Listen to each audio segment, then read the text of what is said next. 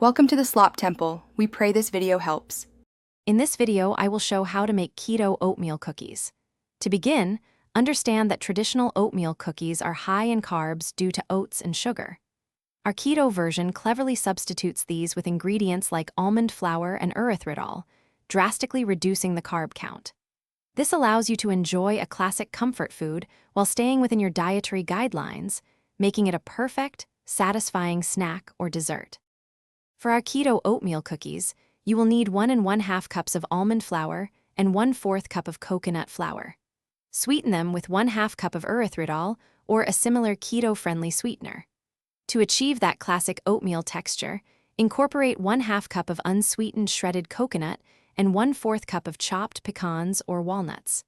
Don't forget 1/2 cup of softened butter and 1 large egg to bind everything beautifully. First, cream together your softened butter and keto sweetener in a large bowl until it's light and fluffy.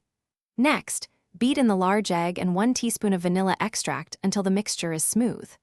Gradually add the almond flour, coconut flour, shredded coconut, and chopped nuts, mixing until just combined. Drop rounded tablespoons of dough onto a parchment-lined baking sheet and bake for 10 to 12 minutes at 350 degrees Fahrenheit. For the best results, let your keto oatmeal cookies cool completely on the baking sheet. This helps them firm up and prevents crumbling.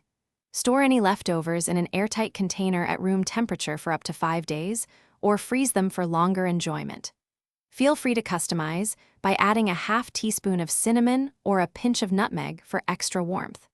Remember, avoid overbaking to keep them perfectly soft and chewy. Thanks for watching. Consider subscribing if we helped you.